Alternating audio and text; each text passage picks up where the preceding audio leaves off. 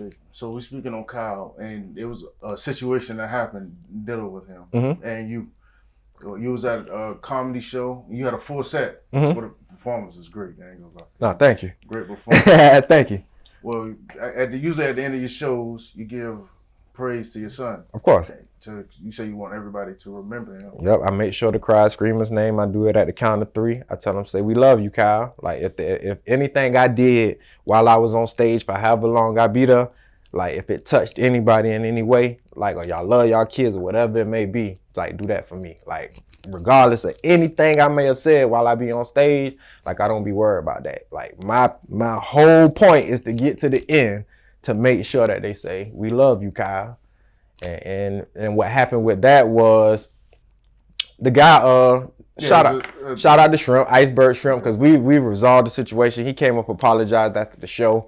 But anything, if you understand comedy, comedians always got to push to get that joke. So I already understand that stepping into a comedy show. Like, because I'm a lover of comedy as well, like the whole entertainment realm. Like, I love it as a whole because everything needs everything to kind of move together. Like, hip hop is the glue, but all of that coincides. So I love comedy as well because of how it's grown because of hip hop.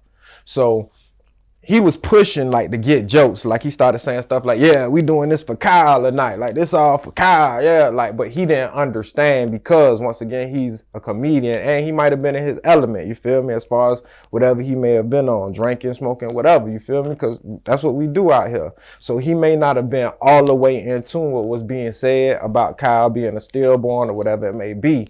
And he cracked a few jokes, you feel me? Where I could feel the energy. Like I said, I'm a big God fan person and I move off energy. I could feel the energy in a room of people getting upset about it for me because I had already done touched the people who I was going to touch with me pushing Kyle.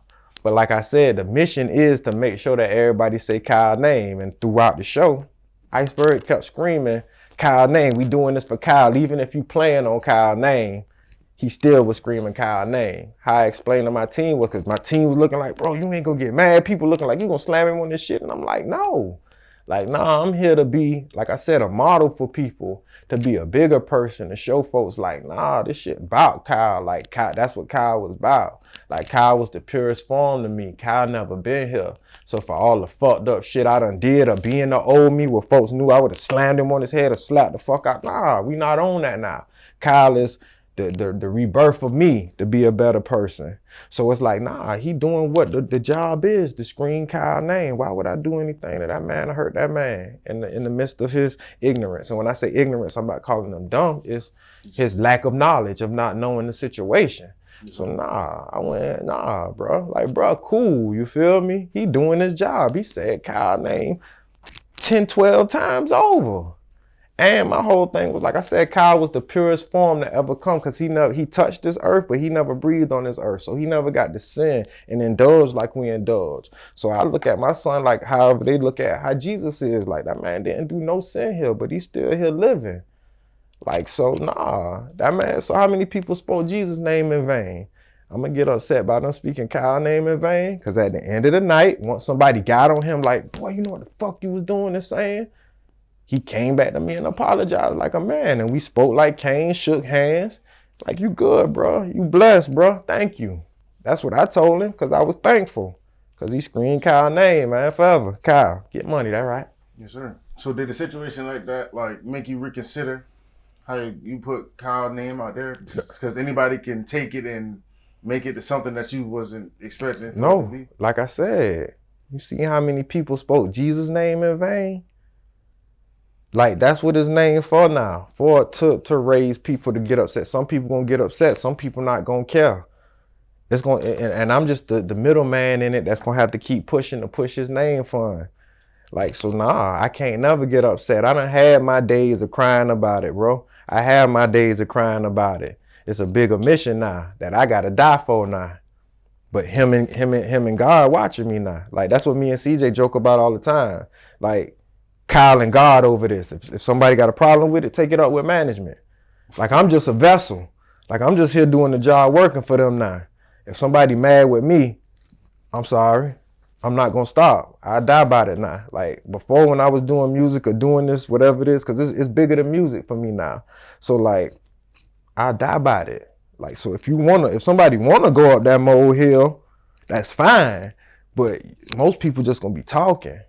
I die about this for real. I cry about this. I feel for this. I live this. Like this shit lived through me. So, like that's what I do it for. So I go to war about it. I never feel no way. The only thing is me getting to a point of getting a numbing switch of learning that I'm the conduit for Kyle to do his job and his bid. You feel me? Like it's gonna become people that root for Kyle and it's gonna people be against it. My job is to stay in the middle and let them folks battle. And I just hope that I got more folks on this side that's rooting for him to outweigh these folks so that we always winning. That's the goal. Yeah.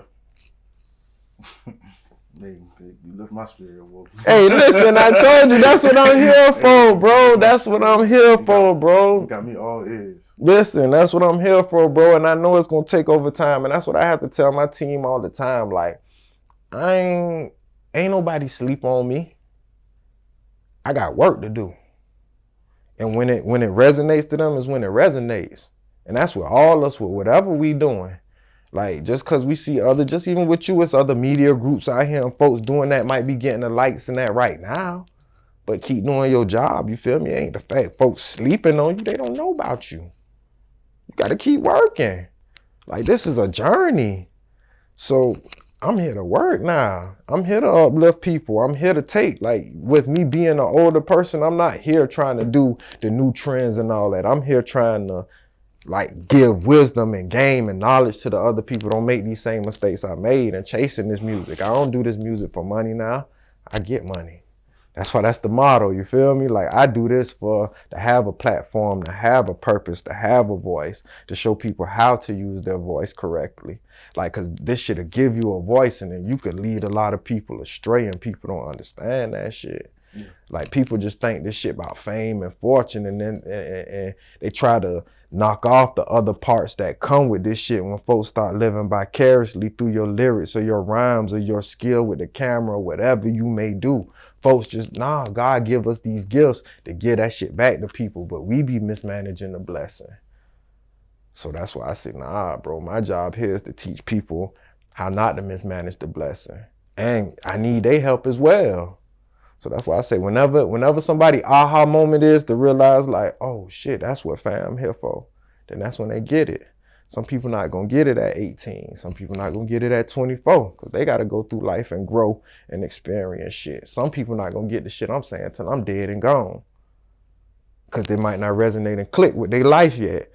But I just gotta make sure I do enough work that by the time it do come across this scale, whether I'm dead, whether I'm gone, wherever I'm at in my journey, that it resonates with what they got going on. It's like, okay, I get it.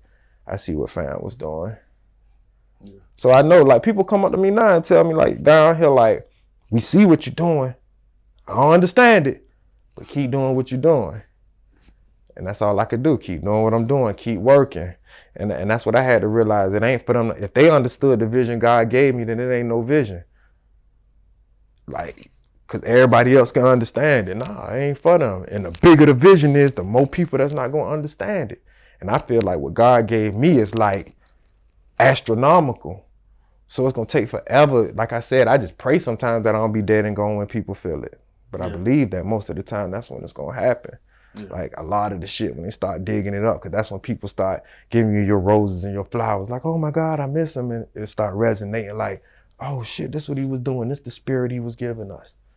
So I just try to, I tell my team, like, I'm going to combust before I leave this bitch. I ain't going to die for real. I'm just going to implode and disappear out this motherfucker. For real, get money, all right? We be discreet, Carlo. Hey, all right.